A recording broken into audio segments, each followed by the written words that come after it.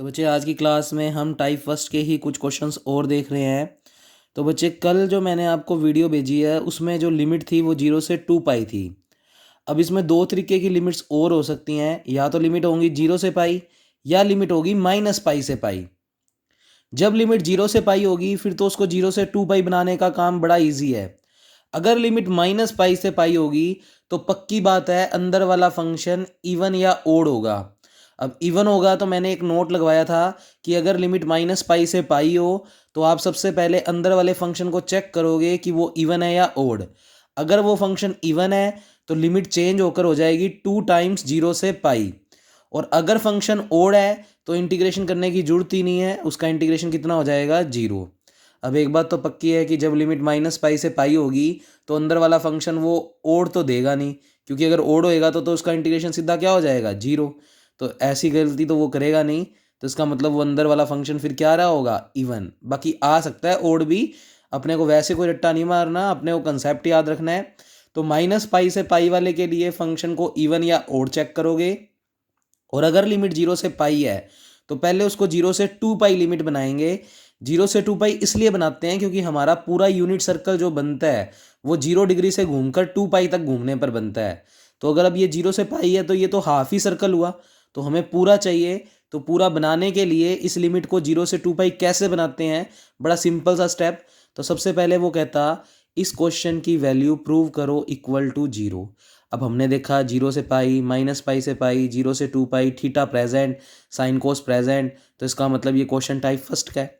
Type first तो अलग से ही दिख जाएगा कि हाँ ये तो टाइप फर्स्ट है, क्योंकि उसी में थीटा के रूप में क्वेश्चन होगा।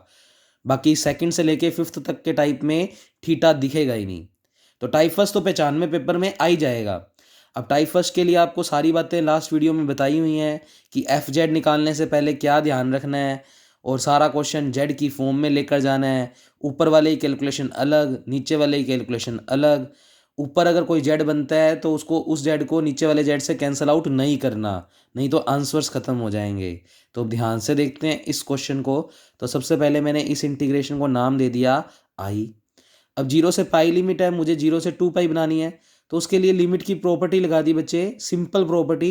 लिमिट में ऊपर 2 से मल्टीप्लाई और पूरे स्टेप को 2 से डिवाइड। तो बच्चे ये देखो मैंने लिमिट कर दी, ऊपर 2 से मल्टीप्लाई, तो ये 2 पाई लिखा हुआ है, ऊपर 2 से मल्टीप्लाई और बाहर 2 से डिवाइड कर दिया। नीचे वाली लिमिट तो 0 चल ही रही है, पूरा step as it is, d theta as it is. अब हमारा पुराना क्वेश्चन तो बन गया कि लिमिट 0 से 2 पाई हो गई। अब ऊपर वाली चीज़ को हम रियल पार्ट से करके लिखते हैं। तो ऊपर वाली चीज़ को लिखा बच्चे रियल पार्ट ऑफ 1+2 तो चल ही रहा है, 1+2 तो चल ही रहा है, ये 2 लिखा हुआ है। और बच्चे कोस थीटा को क्या लिख सकते थे, ई की पावर आयोटा थीटा। क्यों? क्योंकि कोस थीटा रियल पार्ट है किसका, ई की पावर आयोटा थीटा को। अगर ये बात नहीं समझे हो तो मैं साइड में लिख देता हूँ, ई की आयोटा थीटा कितना होता है, cos theta plus iota sine theta. और ऊपर वाले पार्ट में हम रियल पार्ट का कंसेप्ट लगाते हैं, तो कोस थीटा को क्या लिख सकते हैं, कोस थीटा को हम लिख सकते हैं रियल पार्ट ऑफ ई की पावर, इसका है ना रियल पार्ट, तो ई की पावर आयोटा थीटा। तो यहाँ पर लिखा हुआ था कोस थीटा, तो ऊपर वाले कोस थीटा को तो लिखा रियल पार्ट ऑफ, इस कोस थीटा को लिख दिया ई की पावर आयोटा थीटा। 2 चल ही रहा है, 1 चल ही रहा है, डी थीटा को लिख दिया D z upon iota Z. Type first में मैं पहले ही लिखवा चुका हूँ ये सारी बातें। डी थीटा को लिखते हैं D z upon iota Z. अच्छा नीचे 5+4 चल ही रहा है, और बच्चे कोस थीटा नीचे फॉर्मूला लगाते हैं जेड की टर्म्स में, तो जेड प्लस जेड की पावर -1/2। ये कुछ नहीं लिखा हुआ है, ये क्रॉस है, ये 4 इस पूरे ब्रैकेट के साथ मल्टीप्लाई में है। फिर देखें 1/2 चल ही रहा है, रियल पार्ट चल ही रहा है, 0 से 2 पाई, क्योंकि सारा काम जेड में आ चुका है, इस ई की आयोटा थीटा को भी जेड लिख देंगे। हमने टाइप फर्स्ट के लिए पढ़ा है कि जहाँ भी ई की आयोटा थीटा होगा उसको जेड लिख देंगे। ई की आयोटा 2 थीटा होता तो जेड स्क्वेयर लिख देते। तो इस पूरे 0 से 2 पाई एक क्लोज का बना रहा है, तो उसको सी दे दिया। 1+2 ई की आयोटा थीटा को जेड लिख दिया, D z upon iota z चल ही रहा है। अच्छा ये 2 और 4 कैंसिल आउट करके 2 बन गया, तो 5+2 ब्रैकेट में चल रहा है जेड प्लस जेड इनवर्स। यहाँ तक पहुँच गए होंगे बच्चे। फिर ये वाला आयोटा तो कांस्टेंट है, बाहर हो जाएगा इंटीग्रेशन से। रियल पार्ट लिखा ही हुआ है, इंटीग्रेशन सी लिखा ही हुआ है, 1+2z डी जेड लिखा ही हुआ है।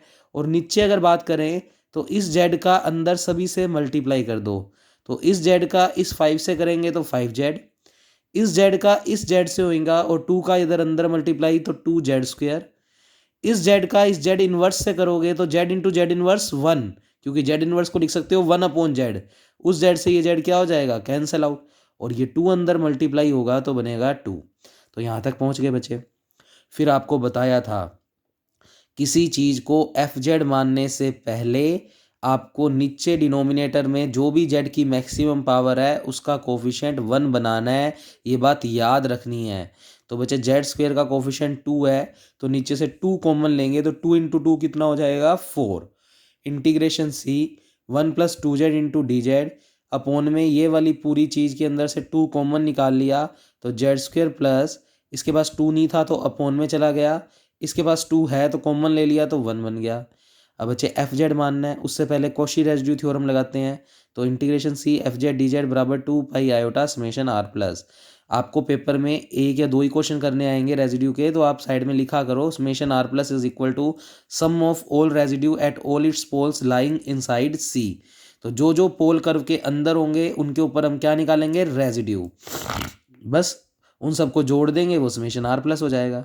अब बच्चे एफ जेड मानना है हमें, तो एफ जेड किसको मानेंगे बच्चे, इंटीग्रेशन सी और डी जेड को छोड़ दो, बाकी पूरी चीज़ हमारा क्या कहलाएगी, एफ जेड। तो बच्चे एफ जेड हो गया 1 + 2z अपॉन z² + 5/2z + 1, और साथ में लिख लो 1/4 आयोटा, क्योंकि हमें सारी चीज़ों को ही सिर्फ इंटीग्रेशन सी और डी जेड को छोड़कर बाकी पूरी चीज़ को क्या लिखना है, एफ जेड। इतना आ गया। अब आपको क्या निकालने हैं, पोल्स, क्योंकि पोल्स निकालने हैं तो आप इसके डिनोमिनेटर को इक्वल टू क्या पुट करोगे, 0। तो बच्चे इस पूरे डिनोमिनेटर को इक्वल टू 0 पुट कर दिया। अब 4 आयोटा तो 0 होता नहीं तो सिर्फ ये 0, और इस क्वाड्रेटिक इक्वेशन को हमने लास्ट क्लास में सोल्व किया था तो हमने डायरेक्ट ही लिख दिया कि जब आप इसको इक्वल टू 0 रखोगे और सोल्व करोगे, फैक्टराइज करोगे, तो जेड की वैल्यू आएगी -2 और माइनस का 1/2। और उधर उस क्वेश्चन में प्रूव भी किया था कि z equal to -2 outside the circle, और ये z इक्वल टू -1/2 है ये इनसाइड द सर्कल, क्योंकि हम जो यूनिट रेडियस का सर्कल लेकर चलते हैं तो उसकी रेडियस 1 होती है, और 1 रेडियस होने की वजह से ये -2 पॉइंट तो यहाँ पर सर्कल से बाहर हो जाएगा और माइनस का 1/2 यहाँ कहीं बनेगा। तो इसका मतलब ये तो कर्व के अंदर है और ये कर्व के बाहर, ये वहाँ पर पहली वीडियो में डिटेल में समझाया हुआ है, आप वहाँ से इसकी कैलकुलेशन को नोट कीजिएगा। अब एक ही निकला है पोल जो कर्व के अंदर है, और वो भी पावर देख लो, इस पूरे ब्रैकेट की पावर कितनी है, 1। तो ये कैसा पोल है, सिंपल पोल, दोनों ही सिंपल पोल थे, पर एक कर्व से बाहर है और एक कर्व के अंदर। तो z इक्वल टू -1/2 कर्व के अंदर है तो उसके ऊपर रेजिड्यू निकाल दिया। तो बच्चे r is equal to limit z tends to a z minus a into f z. तो बच्चे a ना होकर हमारे पास कितना है, माइनस का 1/2, तो a की जगह -1/2 रखेंगे तो माइनस माइनस प्लस। अच्छा एफ जेड हमने पूरा मानना ही हुआ है, साथ में इसके भी 1/4 आयोटा चला दो, क्योंकि एफ जेड में हमने 4 आयोटा भी लिया था, तो इधर भी 4 आयोटा लगा देना इस स्टेप में भी। ऐसे ही सिमिलर इस स्टेप में भी 4 आयोटा 1/4 आयोटा लगा देना। तो देखते जाओ बच्चे, ऊपर 2z + 1 ये पूरा एफ जेड बुलाया हुआ है, और नीचे वाली चीज़ को फैक्टर करके तो हमने सोल्व किया है। तो इसके फैक्टर आए थे बच्चे z + 1/2, क्योंकि z की वैल्यू आई थी -1/2, उसको उधर लेकर जाएंगे तो प्लस का हो जाएगा। ऐसे z इक्वल टू -2 था, उसको इधर लेकर आएंगे तो +2 हो जाएगा। z + हाफ से z + हाफ क्या हो जाएगा, कैंसिल आउट। 2z + 1 चल ही रहा है, नीचे z + 2 चल ही रहा है, और 1/4 आयोटा भी चल ही रहा है। उसके बाद ध्यान से देखें बच्चे, जब तुम z को ऊपर से और नीचे से कॉमन लोगे तो z से z क्या हो जाएगा, कैंसिल आउट, या यहीं पर ही लिमिट पुट कर दो। बच्चे जैसे ही तुम z को यहाँ पर माइनस का 1/2 रखोगे तो -1 + 1 ऊपर तो क्या बन गया, 0, और नीचे z को -1/2 रखोगे तो -1/2 + 2 कुछ भी आए पर ऊपर तो 0 है, तो टोटल स्टेप क्या हो गया, 0। तो बच्चे इसने टोटल स्टेप लिख दिया 0। आप इस स्टेप के साथ भी 1/4 आयोटा लगाना चाहो तो लगा दो, पर ऊपर 0 बनने की वजह से ये पूरा स्टेप क्या हो गया, 0। अब ये 0 आ गया तो हमें पता है ये है r की वैल्यू, और एक्चुअल में यही हमारा, तो नीचे बीच में एक लाइन लिख दो, क्योंकि एक ही समेशन एक ही r निकला है तो यही हमारा समेशन r प्लस है। इसका मान कितना आ गया, 0। कॉशी रेजिड्यू थ्योरम में उठा के रख दो, तो इस r का यानी समेशन r प्लस का 2 पाई आयोटा से मल्टीप्लाई होना है, कर दो, तो 2 pi iota into 0 equal to कितना आ गया, 0। तो ये बातें अगर आपको नोट करनी है तो ये टाइप फर्स्ट की वो इंपॉर्टेंट बातें हैं कि आपको पूरे क्वेश्चन में थीटा को जेड की टर्म्स में लेकर आना है। साइन थीटा का फॉर्मूला ये, कोस थीटा का फॉर्मूला ये, डी थीटा को लिखेंगे D z upon iota Z. Limit जो है जो भी होंगी वो 0 से 2 पाई कन्वर्ट होकर सी बना देंगी। फिर हमें रेजिड्यू थ्योरम लगानी है, एफ जेड को निकालना है, पोल निकालने हैं, और जो पोल कर्व के अंदर होंगे उनको देखना है और जो आउटसाइड होंगे उनको देखना है। फिर इनसाइड वालों के ऊपर क्या निकालोगे, रेजिड्यू, और put the value in residue theorem, और फिर उनसे जो भी रेजिड्यू कैलकुलेट होकर आएगा वो रेजिड्यू थ्योरम में रख दोगे। और बातें जो याद रखनी है इस टाइप में, calculation of denominator and numerator की अलग अलग, मतलब ऊपर वाले पोर्शन की कैलकुलेशन अलग, नीचे वाले की अलग। In denominator make the maximum power of Z is 1 जब हम एफ जेड मानेंगे। और इन पोल्स अगर अल्टरनेट साइन आते हैं तो वो पोल कर्व के अंदर, और अगर सेम साइन आते हैं तो वो कर्व से बाहर। तो ये छोटी छोटी बातें हल्की सी लगाई हुई है नोट के रूप में, आप अपनी लैंग्वेज में लिखना चाहो तो लिख सकते हो। तो कंटिन्यूटी टाइप फर्स्ट के कुछ क्वेश्चंस और देख रहे हैं, क्योंकि इसके इंपॉर्टेंट क्वेश्चन जो लास्ट 5 ईयर्स में आए हुए हैं वो मैं सारे ही करवाऊंगा। तो देखते हैं बच्चे। अब नेक्स्ट क्वेश्चन देखिए बच्चे, लिमिट के ऊपर फोकस करें। टाइप फर्स्ट तो देखते ही पता लग गया थीटा में है, इसलिए टाइप फर्स्ट है। कहता है ये वाले इंटीग्रेशन की वैल्यू ये कुछ लेकर आओ जहां पर ए का मान 1 से ज़्यादा है। अब बच्चे हमने आपको अभी बताया था आज की वीडियो में कि अगर लिमिट -पाई से पाई है तो उसको 0 से 2 पाई में कन्वर्ट करना है अगर, तो आपको इवन ओड फंक्शन का कंसेप्ट लगाना होगा। मैं साइड में वो नोट लगा देता हूँ जो इवन ओड के लिए लगता है।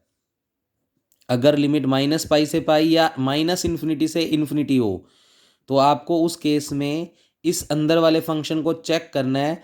अगर वो फंक्शन इवन है तो ये लिमिट चेंज हो जाएगी 2 टाइम्स 0 से pi f x into d x.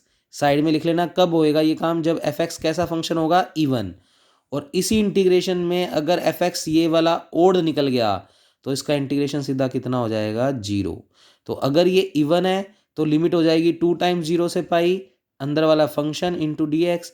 और अगर ये अंदर वाला फंक्शन ओड है तो बच्चे इस पूरे स्टेप का इंटीग्रेशन कितना हो जाएगा, 0। तो ये 2 केस बना दिए हमने, तो आप ऐसे एरो लगा के लिख लेना चाहिए। ये इवन है अगर अंदर वाली चीज़ तो ये काम हो जाएगा, और अगर अंदर वाली चीज़ ओड है तो उस पूरे इंटीग्रेशन की वैल्यू 0 हो जाएगी। अब देखते हैं बच्चे, मेरे को -पाई से पाई लिमिट दिखी तो मैंने इवन ओड चेक करना है, तो मैंने इस फंक्शन को बुला लिया। बच्चे इस पूरे फंक्शन में इवन ओड चेक करने का तरीका क्या होता है, जो फंक्शन है उसमें आप x के बदले -x, तो अब यहाँ पर थीटा है तो थीटा के बदले -थीटा रखेंगे। और अगर थीटा के बदले -थीटा रखने पर वापस यही फंक्शन बन जाता है तो वो फंक्शन इवन होते हैं। और मैंने जो पीछे की वीडियो में इवन ओड सिखाया हुआ है तो उसमें बताया था कि कोस के अंदर जब हम थीटा की जगह -थीटा करेंगे तो माइनस ख़त्म हो जाता है। तो जब इसमें भी माइनस ख़त्म हो जाएगा, इसमें भी ख़त्म हो जाएगा, तो यानी कुल मिलाकर वापस यही मिलेगा। तो ये हमेशा कैसा फंक्शन होता है, इवन। तो लिख दिया here this is an even function, as it is ऐसे ही लिखना है। क्योंकि ये इवन फंक्शन है तो ये लिमिट चेंज होकर क्या बन जाएगी, 2 टाइम्स 0 से पाई, और ये पूरा का पूरा फंक्शन। अभी भी दिक्कत, लिमिट 0 से पाई है, मुझे तो 0 से 2 पाई चाहिए, तभी जाकर पूरा क्लोज कब बनेगा। तो मैंने ऊपर 2 से मल्टीप्लाई और इधर 2 से डिवाइड। तो देखो 2 से मल्टीप्लाई और 2 से, ये वाले 2 से डिवाइड, ये वाला 2 तो चल ही रहा है, ये देखो ये 2 तो चल ही रहा है, इसमें 2 से मल्टीप्लाई और इधर 2 से डिवाइड, तो ये स्टेप हो गया, ये बाकी स्टेप चल ही रहा है। अब लिमिट तो सही बन गई हमारी, 2 से 2 भी कैंसिल आउट हो गया। ऊपर वाले को रियल पार्ट करके लिखते हैं, तो रियल पार्ट ऑफ ए चल ही रहा है, और ये कोस थीटा किसका रियल पार्ट है, अभी अभी पिछले क्वेश्चन में देखा था ई की पावर आयोटा थीटा का। नीचे ए प्लस, इधर फॉर्मूला लगाएंगे, इधर रियल पार्ट का कंसेप्ट नहीं लगेगा, तो Z plus z inverse by 2, d theta को लिखते हैं D z upon iota Z, और 0 से 2 पाई लिमिट को एक क्लोज कर्व नाम दे देंगे सी। अच्छा, ई की आयोटा थीटा क्या होता है, जेड, तो a z d z upon iota z चल ही रहा है, और ये पूरा स्टेप चल ही रहा है। अब ये जेड से जेड मत खत्म कर देना, ऊपर वाले पोर्शन की कैलकुलेशन अलग और नीचे वाले पोर्शन की कैलकुलेशन अलग। तो डी जेड अपॉन आयोटा चल ही रहा है, ये जो जेड है उसका अंदर सभी से मल्टीप्लाई कर दिया, प्लस ये जो 2 है वो एलसीएम में आएगा, तो जैसे 2 एलसीएम लेंगे तो 2 इधर मल्टीप्लाई होगा, और जो नीचे 2 एलसीएम आया है वो ऊपर चला जाएगा, तो 2a जेड, ये 2 इधर गया, ये जेड का अंदर मल्टीप्लाई किया तो 2a जेड, फिर इसके तो नीचे ही 2 है तो 2 इसके साथ तो आएगा नहीं, पर जेड तो जाएगा, तो Z square, Z into Z inverse 1, तो ये पूरा स्टेप बन गया। अब अगर हमें एफ जेड को लेट करना है तो एफ जेड किसको लेट करते हैं, सी और डी जेड को छोड़कर। तो बच्चे ये पूरी चीज़ हमारी क्या कहलाएगी, एफ जेड। वो कांस्टेंट इसलिए नहीं लेता क्योंकि कोई फ़र्क तो पड़ना नहीं, पर आप ले लो तो 1/आयोटा साथ में ले लो, ये हमारा पूरा क्या हो गया, एफ जेड। अब कॉशी रेसिड्यू थ्योरम बुला लिया। हमें वैल्यू किसकी निकालनी है, समेशन आर प्लस की। उसके लिए जो हमने फंक्शन निकाला है उसके डिनोमिनेटर इक्वल टू क्या पुट करोगे, 0। तो पोल्स निकालने के लिए हमेशा डिनोमिनेटर इक्वल टू 0। तो इस फैक्टर को इक्वल टू 0 रखेंगे तो आयोटा तो 0 होता नहीं, तो यही 0 होगा। तो हमने इसको इक्वल टू 0 रख दिया। तो देखो यहाँ उसने आयोटा लिख दिया, तो यहाँ आयोटा लिख लेना अपनी कॉपी में। अब ये चीज़ इक्वल टू 0 पुट करेंगे तो ये क्वाड्रेटिक इक्वेशन है। अगर इसके फैक्टर नहीं हो रहे तो आपको फॉर्मूला पता है, -b plus minus under the root b² - 4ac/2a। बच्चे b की बात करें तो z का कोफिशेंट, तो b की जगह तो आ जाएगा 2a, बाहर माइनस है ही, plus minus under the root b हमने निकाला है 2a, तो 2a का स्क्वायर कर देंगे तो 4a² -4 as it is. z² का कोफिशेंट 1 है तो a भी 1, और कांस्टेंट की वैल्यू भी 1 है तो c भी 1। इधर ध्यान देने वाली बात है, इधर हमें z² से कुछ कॉमन नहीं लेना पड़ा क्योंकि उसका कोफिशेंट ऑलरेडी 1 था। तो एफ जेड मानने से पहले याद रखना है कि डिनोमिनेटर में जो भी z की मैक्सिमम पावर होगी उसका कोफिशेंट हमेशा 1 होना चाहिए। अच्छा, a की वैल्यू 1 है तो यहाँ पर भी 1 रख देंगे तो नीचे 2 बचेगा। तो ये स्टेप मैं आपको कॉपी में दिखाता हूँ। तो बच्चे z की वैल्यू जैसे जैसे मैंने बोली थी वो आ चुकी है। प्लस माइनस का साइन एस का मतलब 2 रूट है, तो पहले थोड़ा सिंप्लीफाई कर दो। 4 अगर अंदर से कॉमन निकाल लें तो रूट से बाहर आकर 2, और 2 इन पूरे में से कॉमन निकालें तो इस 2 से ये 2 क्या हो जाएगा, कैंसल आउट। तो माइनस का a plus minus under the root 4 common आकर 2 बन चुका था और कॉमन आकर ख़त्म भी हो चुका है, तो a² - 1। तो बच्चे ये 2 रूट आए हैं, एक का नाम अल्फा रख देते हैं और एक का नाम बिट्टा। तो प्लस वाले का नाम अल्फा रख दिया और माइनस वाले का नाम बिट्टा। अब कंडीशन दी हुई है आपको वैसे तो a>1, उसकी a का मान कोई भी एक से बड़ा यानी 2 रख कर देख लेना, आपको क्लियरली ये बाहर दिखेगा और ये अंदर, क्योंकि मैंने आपको नोट लगवाया था जब भी आपके जो पोल्स आते हैं वो इस कैटेगरी में आते हैं तो अल्टरनेट साइन वाला तो कर्व के अंदर और सेम साइन वाला कर्व के बाहर। तो here z = alpha is a simple pole क्यों कह रहा है, क्योंकि इस पूरे ब्रैकेट की पावर कितनी थी बच्चे, इस पूरे ब्रैकेट की पावर थी 1। तो इसका मतलब ये दोनों के दोनों सिंपल पोल हैं। तो हमने लिखा here z = alpha is a simple pole inside C and z = beta is also a simple pole but outside the C. तो we can't find residue at z = beta. तो हम सिर्फ और सिर्फ रेजिड्यू किस पे निकालेंगे, z = अल्फा पे। तो हमने स्टार्ट किया बच्चे, z = अल्फा पे निकालना है तो फॉर्मूला लगाया, क्योंकि जब भी ऐसे फॉर्म में रूट्स आए तो आप उसको इस पॉइंट को मत लेकर चलो, आप इसका ये नाम ही लेकर चलो। तो limit z tends to alpha z - alpha into f z, z - alpha as it is, f z का मान जो आपने मानना हुआ है पीछे वो रख दिया, देखो आयोटा लिखा हुआ है तो उधर मिस प्रिंट था, 1/आयोटा लिख लेना। तो ये एफ जेड हो गया। फिर बच्चे z - alpha as it is, ऐसे ही मैंने आपको लास्ट वीडियो में जो होमवर्क में वीडियोस दिखाई थी हो सकता है उसमें थोड़ी बहुत छोटी बहुत मिस्टेक हो सकता है, कोई जरूरी नहीं है होएगी। तो आपको जो कंसेप्ट बताया है उससे आप खुद करें, अपने आप आंसर्स आ जाएंगे। ना आए तो आपको बताया हुआ है कि व्हाट्सएप पे आप मेरे नंबर पे अपनी प्रॉब्लम भेज दिया करो, मैं उसको सोल्व करके भेज दूंगा। कोई भी क्वेश्चंस हो तो आप 6:30 के बाद फ़ोन करके पूछ सकते हैं। तो बच्चे यहाँ तक पहुँच गए हम। रात को भी फ़ोन कर लिया करो, आपको कोई भी डाउट हो तो एनी टाइम आप फ़ोन कर सकते हो, फ़ोन के लिए कोई रिस्ट्रिक्शंस नहीं है। और जब बच्चे यहाँ इस वीडियो तक पहुँच जाओ तो सभी बच्चे अपनी 2 पेपर्स की फ़ीस को सबमिट करवा दें, और पेपर अप्रैल में भी हो सकते हैं। तो अब वीडियोस फटाफट आएंगी तो आप अपना थोड़ा स्पीड बढ़ा लें और सिलेबस को जल्दी जल्दी कर दें। अच्छा, 2az चल ही रहा है, आयोटा चल ही रहा है, और इसी को सोल्व करके 2 फैक्टर निकाले थे अल्फा और बीटा। तो z - alpha into z - beta. अब तुम कहोगे कि इनको मल्टीप्लाई करने से ये कैसे आएगा, बच्चे इसको मल्टीप्लाई करोगे तो बनेगा z² - alpha plus beta into Z plus alpha beta. तो अल्फा माइनस बीटा की वैल्यू भी तुम इन दोनों को माइनस करके निकाल सकते हो, और अल्फा इंटू बीटा की वैल्यू इन दोनों का मल्टीप्लाई करके निकाल सकते हो, और वो जब रख दोगे तो यही इक्वेशन बन जाएगी। तो इसको इस तरीके से लिख सकते हैं। फिर z - अल्फा से z - अल्फा क्या हो गया, कैंसल आउट, क्योंकि कोई इंडिटर्मिनेंट फॉर्म नहीं बन रही तो अल्फा पुट कर दो, तो 2a अल्फा, और नीचे भी z की जगह अल्फा रख दिया, ये फैक्टर तो खत्म ही हो गया। तो आयोटा चल ही रहा है और z की जगह रख दिया अल्फा, तो अल्फा माइनस बीटा। अब 2a अल्फ़ा चल ही रहा है, आयोटा चल ही रहा है, और नीचे अल्फ़ा माइनस बीटा को सोल्व करके लिख दिया। तो बच्चे अल्फ़ा माइनस बीटा को अगर हम लोग ध्यान से देखें, तो अगर यहाँ से अल्फ़ा माइनस बीटा को अगर हम देखें तो इसका इसमें से जब तुम माइनस करोगे तो ये स्टेप बन जाएगा, इसमें से इसको माइनस करेंगे तो माइनस माइनस प्लस, तो प्लस का ए और माइनस का ए क्या हो जाएगा, कैंसिल आउट। और इसमें से इसको माइनस करेंगे तो माइनस माइनस प्लस, तो ये स्टेप जुड़कर 2 टाइम्स हो जाएगा। तो उसने रखा भी है बच्चे, नीचे अल्फ़ा माइनस बीटा की value 2 under the root a square minus 1। अब ए अपॉन आयोटा चल ही रहा है, 2 से ये वाला 2 कैंसिल आउट हो गया। अच्छा, अल्फ़ा की वैल्यू वो जो भी है वो रख दी, तो माइनस का a plus under the root a square minus 1 upon root में चल रहा है ए स्क्वायर माइनस 1। अब ये रूट ए स्क्वायर माइनस 1 इसके नीचे अलग, तो ये स्टेप बन गया। और जब इसके नीचे लिखेंगे तो ये स्टेप से ये स्टेप क्या हो जाएगा, कैंसिल आउट। तो ये कटकर कितना बन जाएगा बच्चे, 1। ये हो गई आर की वैल्यू। और क्योंकि यही हमारा समेशन आर प्लस है तो आप हाईलाइट कर दिया करो कि यही चीज़ हमारी क्या है, समेशन आर प्लस, क्योंकि एक ही पोल निकला था जो कर्व के अंदर था, एक तो बाहर था और बाहर वालों पे रेजिड्यू हम निकालते ही नहीं। फिर ये जो समेशन आर प्लस है ये पूरा का पूरा उठाकर कोशी रेजिड्यू थ्योरम में रख दो, तो उसका 2 पाई आयोटा से मल्टीप्लाई होना है, कर दिया। इस आयोटा से ये आयोटा क्या हो गया, कैंसिल आउट। तो 2 पाई ए और ब्रैकेट में बचा बचे +1 को पहले लिख दिया और माइनस वाले स्टेप को बाद में, और यही आंसर हमें प्रूव करना था। तो बच्चे ये क्वेश्चन भी टाइप फर्स्ट का हमारा कंप्लीट। अब देखें नेक्स्ट, मैं सिर्फ वीडियो में दिखा रहा हूँ, आपको ये कैलकुलेशन बिल्कुल नहीं देखनी जो की हुई है, आपने खुद से ही दिमाग लगाना है। इसमें ऑलरेडी 0 से 2 पाई है, तो बस डायरेक्ट स्टार्ट ही करना है। और कोस थीटा नीचे है तो उसको लिखेंगे z plus z inverse by 2, d theta को d z upon iota z, पूरा सोल्व कर देना, पोल निकाल लेना।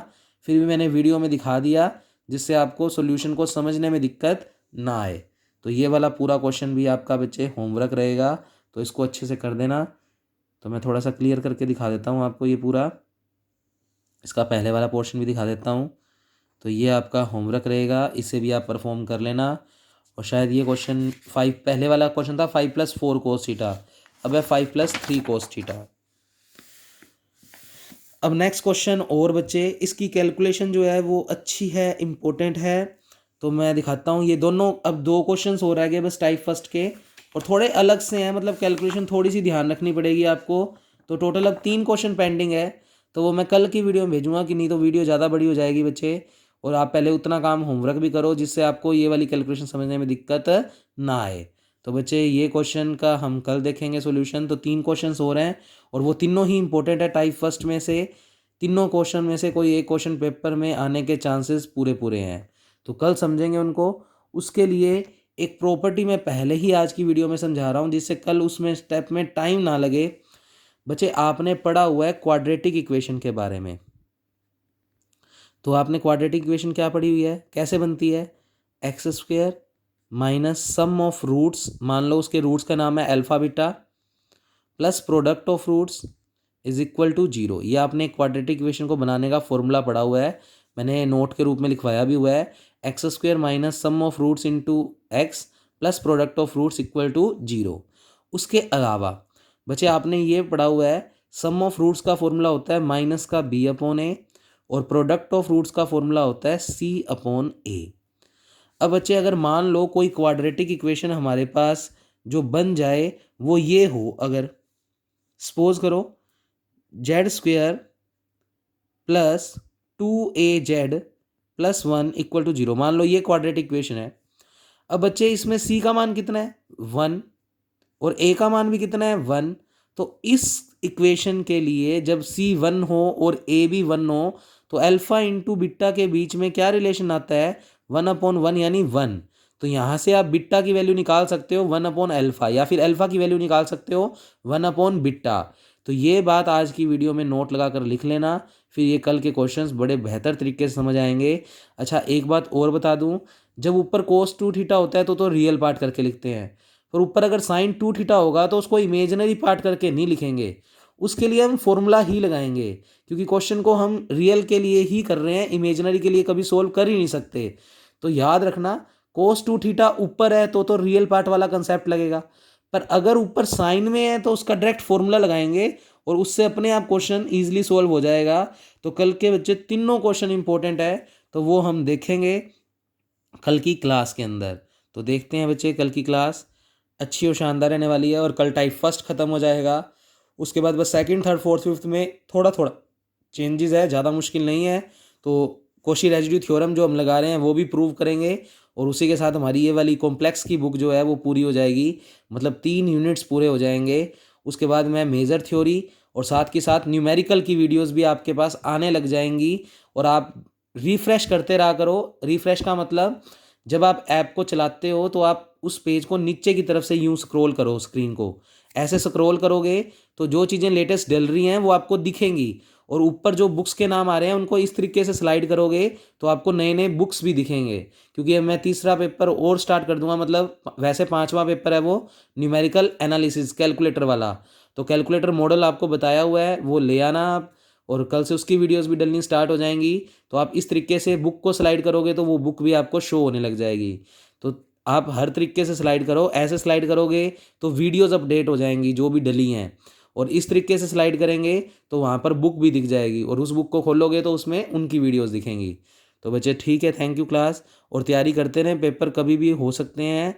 हालांकि अप्रैल का चांस कह रहे हैं पर मेरे को थोड़ा मुश्किल लगता है, पर फिर भी अगर हो जाए तो हमें अपनी तैयारी रखनी चाहिए। Okay, thank you class.